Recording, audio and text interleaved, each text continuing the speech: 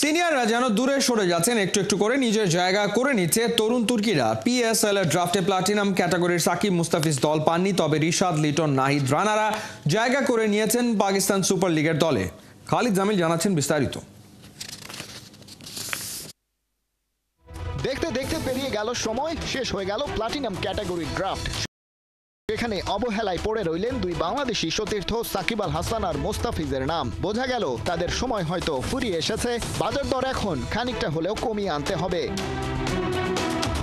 কাটার মাস্টারকে দলে না টানার কারণ বোঝা যাচ্ছে না একদম। সাকিবের ব্যাপারটা আন্দাজ করা যায়, বোলিংটা করতে পারছেন না নিষেধাজ্ঞার কারণে। ব্যাটার হিসেবে প্লাটিনাম ক্যাটাগরির সাকিবকে তাই কিনতে চায়নি কেউ। বাংলাদেশি ক্রিকেট ফ্যানদের অবশ্য হতাশায় থাকতে হয়নি বেশি সময়। টাইগার এক্সপ্রেস বোলার নাহিদ রানাকে টেনেছে পেশোয়ার জালমি। টেস্ট আর ওয়ানডেতে বাংলাদেশের জার্সি গায়ে 22 গজে ঝড় তোলার পর আলো ছড়াচ্ছেন বিপিএলেও। গোল্ড ক্যাটাগরি থেকে নিয়ে এবার ওকে কাজে লাগাতে চায় টিম জালমি। তারপরের বাংলাদেশি পিক লিটন দাস। হতাশা ছিল, বছর খানেকের দীর্ঘ রান খরার পর চলতি বিপিএলে ফিরেছেন দারুণ ফর্মে, ঝড়ের গতিতে রান তুলছেন। যদিও তার আগেই বাদ পড়ে গেছেন বাংলাদেশের চ্যাম্পিয়ন্স ট্রফির টিম থেকে। ড্রাফটের হোস্ট হিসেবে থাকা সাবেক ইংলিশ ক্রিকেটার ডমিনিক কর্ক মনে করিয়ে দিয়েছেন আগের রাতেই ছিল তার দুর্দান্ত নক। ডেভিড ওয়ার্নার, কেন উইলিয়ামসনদের সঙ্গে সব ঠিক থাকলে এবারের পাকিস্তান সুপার লিগটা খেলবেন লিটন। এক পেসার আর এক ব্যাটারের পর পিএসএল এর ড্রাফটে বাংলাদেশি হিসেবে পরের pick leg spinner Rishad Hossain. Lahore কালান্দার্সের জার্সি গায়ে চড়াবেন তিনি। বিপিএলে বরিশালের সাথে চুক্তিবদ্ধ থাকায় বিগ ব্যাশের হবার্ট হারিকেন্সের দলে খেলার সুযোগ হাতছাড়া হয়েছে। পিএসএল এর ব্যাপারটা কেমন দাঁড়ায় সেটাই দেখার অপেক্ষা। বিভিন্ন ক্যাটাগরিতে আরো বাংলাদেশি প্লেয়ারের নাম থাকলেও তাতে আগ্রহ দেখায়নি কোনো ফ্র্যাঞ্চাইজি। তবে এক সময় লাল সবুজ দুর্গ থেকে সাকিব আল হাসানকেই কেবল দেখা যেত ফ্র্যাঞ্চাইজি লিগগুলোতে খেলে বেড়াতে। পরে তার সাথে যুক্ত হয়েছিলেন কাটার মাস্টার, তবে এখন সেই সংখ্যাটা বাড়ছে আরো। খালিদ জামিল, ৭১।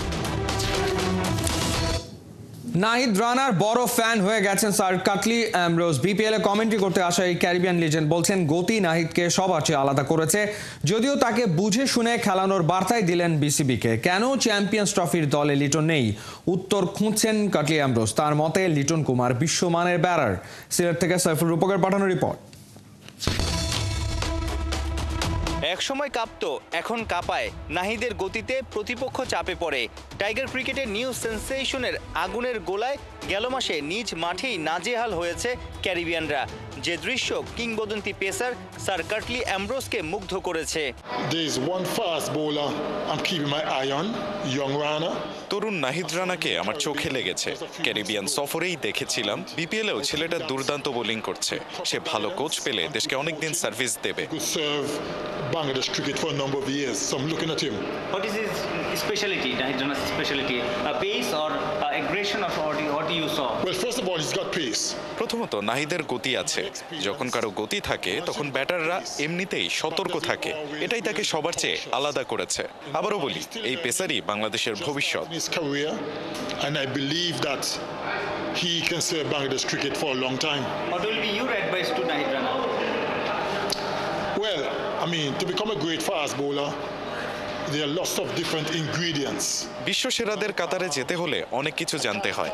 আমি সুযোগ পেলে নাহিদের সামনে গিয়ে কিছু টিপস অবশ্যই দেব। If I get a chance to get close to him, I will make it my business to go and have a word with him, give him some pointers. ইতোমধ্যেই টেস্ট আর ওয়ানডেতে নিজের সামর্থ্য দেখিয়েছেন। আন্তর্জাতিক টি-20তে অভিষেকের অপেক্ষায় নাহিদ রানা। পেস আর aggression দেখানো নাহিদের দল মিলেছে পাকিস্তান সুপার লিগে। কিংবদন্তি কাটলি বলছেন তরুণ পেসারকে এগোতে হবে সাবধানে। I'm a little bit concerned about is too much cricket. আমি কিছুটা দুশ্চিন্তায়, কারণ নাহিদের বয়স কম। অনেক বেশি ক্রিকেট খেললে ইনজুরিতে পড়ার সম্ভাবনা থাকবে। নাহিদকে বুঝে শুনে, অর্থাৎ ওয়ার্কলোড মেনে খেলাতে হবে। Too many games too soon because his body still developing. নাহিদের মতো পিএসএল এ দল পেয়েছেন লিটন কুমার দাসও। চ্যাম্পিয়ন্স ট্রফির দল থেকে বাদ যাওয়ার কয়েক ঘন্টার মধ্যেই বিপিএল এ হাঁকিয়েছেন সেঞ্চুরি। লিটন দাসের কীর্তি গড়ার সময় কমেন্ট্রি বক্সেই ছিলেন টেস্টে 405 উইকেট নেয়া অ্যামব্রোস।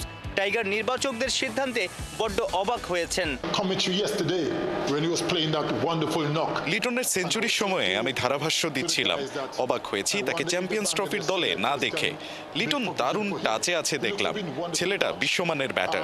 কখনো কখনো সাম্প্রতিক পরিসংখ্যান না দেখে ক্রিকেটারদের সামর্থ্য আর অভিজ্ঞতা দেখে নির্বাচকরা দল গড়তে পারে। Own way of doing things, but it was a wonderful knock yesterday. Saiful রূপক, একাত্তর, সিলেট। পতিত সরকারের সংসদ সদস্য হওয়ায় বাংলাদেশের ক্রিকেটে সাকিব মাশরাফির পুনর্বাসনের কোনো সুযোগ নাই, এমনটাই মনে করেন বিপিএল-এর ক্রীড়া সম্পাদক ও সাফজয়ী বিএনপির ক্রীড়া সম্পাদক ও সাফজয়ী অধিনায়ক আমিনুল হক। চ্যাম্পিয়ন্স ট্রফিতে সাকিববিহীন দল ঘোষণায় এই মেসেজ আরও ক্লিয়ার। শারীরিক আর পারফরমেন্সের গ্রাফ বয়সের সঙ্গে দিন দিন আরও কমবে সাকিবের। তাহলে কি বাংলাদেশের জার্সিতে সাকিব অধ্যায়ের এখানেই সমাপ্তি? উত্তর মিলিয়েছেন সহকর্মী মেহেদী নাইম। সময়টা 2006 চ্যাম্পিয়ন্স ট্রফির কোয়ালিফাই পর্বে প্রথমবারের মতো ঢুকলেন সাকিব। সেই হিসাবে 19 বছর পর আইসিসির কোনো ইভেন্টে সাকিবকে ছাড়াই নামতে যাচ্ছে বাংলাদেশ। সাকিবের পার ভক্তদের প্রশ্ন, সাকিব আল হাসান বাংলাদেশের হয়ে কবে নাগাদ মাঠে নামতে পারবে? উত্তরটা, আদতে সাকিব আর কোনোদিনই বাংলাদেশের হয়ে খেলতে পারবে না। চলুন কঠিন এই সত্য মেনে নেবার অঙ্ক মিলাই। নাম্বার 1, সাকিবকে ছাড়া চ্যাম্পিয়ন্স ট্রফির দল ঘোষণার মাধ্যমে মেসেজ ক্লিয়ার। শুধুমাত্র ব্যাটসম্যান সাকিবকে আর দরকার নেই বিসিবির। অথচ হাতের আঙ্গুলের ব্যথায় সাকিব শুধু ব্যাটিং করেছে, এমন ম্যাচও অতীতে অনেক গেছে। তাহলে কি পতিত সরকারের সংসদ নেতা হিসেবে সাকিবকে আবারও মাঠে পুনর্বাসন না করার চাপ আছে বিসিবির উপর? নতুবা প্রধান নির্বাচক গাজী আশরাফ হোসেন লিপু কি ডিসক্লোজ করতে পারছেন না? দেখেন, পাবলিকলি এত ওপেনলি সাচ এ লিজেন্ডারি ক্রিকেটের কোন জায়গাটার জন্য তাকে দলে রাখা গেল না, এটা খুব একটা ভালো কথা না এগুলো নিয়ে ডিসকাস করা। 2026 সালে হতে পারে আগামী সংসদ নির্বাচন। ততদিনে সাকিবের বয়স হবে 39। নির্বাচিত সরকার আসলে সাকিবকে বাংলাদেশের জার্সিতে দেখার তাদের আশায় কুড়েবালি। যেই দলই ক্ষমতায় আসুক, পতিত সরকারের জনপ্রতিনিধি থাকায় গণতান্ত্রিক বাংলাদেশে কোনো রাজনৈতিক দলই সাকিবকে প্রমোট করবে না। সাকিব আর মাশরাফিকে নিয়ে কি বলছে বিএনপির এই অন্যতম শীর্ষকর্তা? সাকিবের বিরুদ্ধে বা মাশরাফির বিরুদ্ধে যে মামলাগুলো হয়েছে সেটা সিদ্ধান্ত রাষ্ট্র নেবে। স্বৈরাচারের যেহেতু 300 জনের একজন ছিল সাকিব এবং মাশরাফি, তো সেই জায়গা থেকে বাংলাদেশের জনগণ যখন স্বৈরাচার মুক্ত করেছে, বাংলাদেশের এই স্বৈরাচার মুক্ত করতে গিয়ে বাংলাদেশের ছাত্রদেরকে গুলি করে হত্যা করেছে, আমাদের বিএনপি নেতাকর্মীদেরকে গুলি করে হত্যা করেছে, দেশের সাধারণ মানুষকে গুলি করে হত্যা করেছে। তো সেই হত্যার দায়ভার কিন্তু সাকিব এবং মাশরাফির উপরও বর্তায়। তো একজন ক্রিকেটার হিসেবে আপনি যখন একটি জাতির সাথে বেইমানি করবেন, একটি জাতির সাথে আপনি যখন ষড়যন্ত্রের সাথে জড়িত হবেন, তখন সেই জাতি ক্ষমা করবে কি করবে না এটা সেই সময়ের উপরেই ছেড়ে দিতে হবে, দেশের জনগণের উপরে ছেড়ে দিতে হবে। নাম্বার 3, সাকিবের হাতের আঙ্গুলের ব্যথা আর চোখের সমস্যা কারোরই অজানা নয়। সময়ের সাথে সাথে যা বাড়বে, বয়সের কারণে পারফরমেন্স কমবে, ততদিনে সাকিবের ব্যাকআপ তৈরি হয়ে যাবে যারা আরও ভালো ক্রিকেট খেলবে। তাই কঠিন সত্য, বাংলাদেশের ক্রিকেটে আর তখন সাকিবের প্রয়োজন নেই। তাই আপনি মানুন আর না মানুন, তামিমের সঙ্গে সঙ্গে বাংলাদেশের জার্সিতে সাকিবের অধ্যায়েরও সমাপ্তি। আর কখনোই এই দুইজনকে আপনি একসাথে দেখবেন না। সেই সঙ্গে আপাতত সম্ভাবনা নেই মাশরাফির বিসিবিতে কোনো দায়িত্বে আসারও। লেখা হয়ে গিয়েছে খেলোয়াড় সাকিবের বিদায়ের এপিতাফ। মেহেদী নাইম, একাত্তর। বিপিএল ক্রিকেটের দিনের প্রথম ম্যাচে চিটাগং কিংসের চমক 30 রানে হারিয়েছে সিলেট স্ট্রাইকার্সকে। শুরুতে ব্যাট করে 203 রান তোলে মিঠুনের দল। জবাব দিতে নেমে জাকের আলীর হার নামানো 47 রানের ইনিংসেও জয়ের দেখা পায়নি সিলেট। অনুবাপী রিপোর্ট। বিপিএলের পয়েন্ট টেবিলে 3-এ থাকা চিটাগাংয়ের সাথে 5-এ থাকা দল সিলেটের লড়াই। টস জিতে অধিনায়ক আরিফুল দলবল নিয়ে নেমেছেন ফিল্ডিং। শুরুতেই তানজিম সাকিবের আঘাত, ব্যক্তিগত 7 রানেই সিলেটের ওপেনার পারভেজ হোসেন ইমনকে ফেরান। এক ইমন ছাড়া সিলেটের টপ অর্ডার করেছে দুর্দান্ত ব্যাটিং। 10-এর কাছাকাছি রান রেট রেখে ব্যাট করে গেছে চিটাগাং। দলের স্কোর বড় করার দায়িত্বটা পড়ে অধিনায়ক মিঠুনের কাঁধে। বিগ শট খেলতে গিয়ে কট হবার আগে করেন ১৯ বলে ২৮ রান। সিলেটের বোলারদের সামনে ত্রাস হয়ে ওঠেন হায়দার আলী। মাঠের চারপাশে হাঁকান একের পর এক বাউন্ডারি। ২০৩ রানের পুঁজিতে ওরা পেয়েছে সিলেটকে চ্যালেঞ্জ জানানোর মতো স্কোর। মাঠের লড়াইতে জবাব দিতে হয় ব্যাটে বলে। পাওয়ার প্লেতে ৫০-এর আগেই ৩ উইকেট হারিয়ে বিপাকে সিলেট। বিপর্যয় সামাল দেওয়ার চেষ্টায় জর্জ মানসের দারুণ নক ৩৭ বলে তোলেন ৫২ রান। ১৫ ওভার শেষে সিলেটের স্কোর বোর্ডে তখন ৫ উইকেটে ১২৬ রান। ক্রিজে তখন জাকের আলী আর অধিনায়ক আরিফুল। ওভার প্রতি প্রয়োজন ১৫-র বেশি রান। চট্টগ্রামের বিপক্ষে শেষটা হবে কি মনের মতন? আরিফুলের আউটে সিলেটের স্বপ্নভঙ্গ। বাড়ছে বল আর রানের ব্যবধান। সবাই তখন জাকের আলীর চমক দেখার অপেক্ষায়। ১২ বলে দরকার ৪৮ রান। ম্যাচটা প্রায় চলেই যাচ্ছে সিলেটের সামর্থ্যের বাইরে। তাতেই খুশি চট্টগ্রামের হোস্ট ইয়াশা সাগর। শেষ ওভারে জাকের আলীর চোট গুরুতর নয়। ২৩ বলে ৪৭ রানে ছিলেন অপরাজিত। ম্যাচের শেষ ২ বল ডট দিয়ে 50 মিস।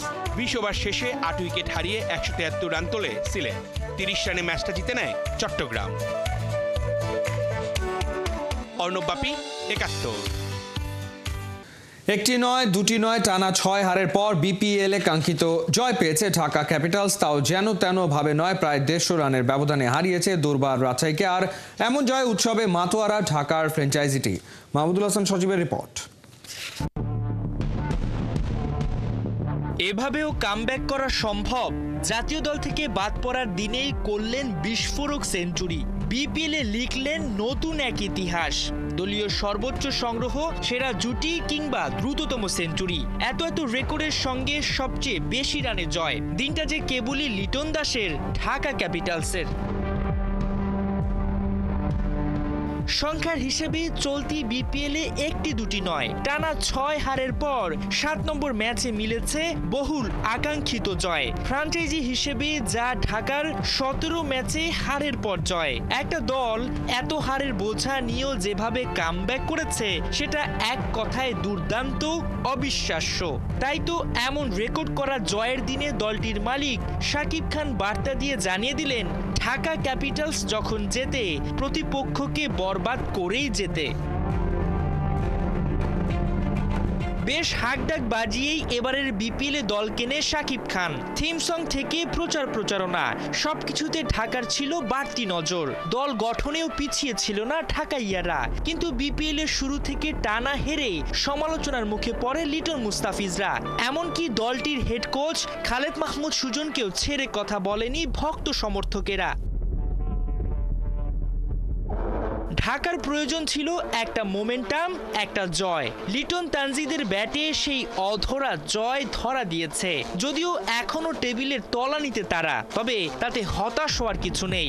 যেভাবে ঢাকা কামব্যাক করেছে, তাতে এই আত্মবিশ্বাস বাকি ম্যাচে বড় প্রভাব রাখবে। সেরা ৪ হয়ে গ্রুপ পর্ব শেষ করবে শাকিব খানের দল, এমন প্রত্যাশা এবার করতেই পারেন ঢাকার ফ্যানরা। মাহমুদুল হাসান সজীব, ৭১। সাবেক ক্রিকেটার থেকে আম্পায়ার হওয়া সাথীরা জাকির জেসির স্বপ্ন পূরণ হতে যাচ্ছে। বিশ্বকাপের মতো আসরে ম্যাচ পরিচালনা করার সুযোগ তৈরি হয়েছে এই বাংলাদেশি নারী আম্পায়ারের। মেয়েদের ২৫টি আন্তর্জাতিক ম্যাচ পরিচালনা করেছেন সাথীরা জাকির জেসি। মালয়েশিয়ায় শুরু হচ্ছে অনূর্ধ্ব-১৯ নারী টি-20 বিশ্বকাপ। টুর্নামেন্টের খেলা পরিচালনার জন্য ২০ সদস্যের ম্যাচ অফিসিয়ালের নাম ঘোষণা করেছে আইসিসি। সেই তালিকায় আছেন বাংলাদেশি আম্পায়ার সাথীরা। গেল বছর জুলাইয়ে নারী এশিয়া কাপ টি-20তেও এবং অনূর্ধ্ব-১৯ নারী এশিয়া কাপ টি-20তেও আম্পায়ারের দায়িত্বে ছিলেন তিনি।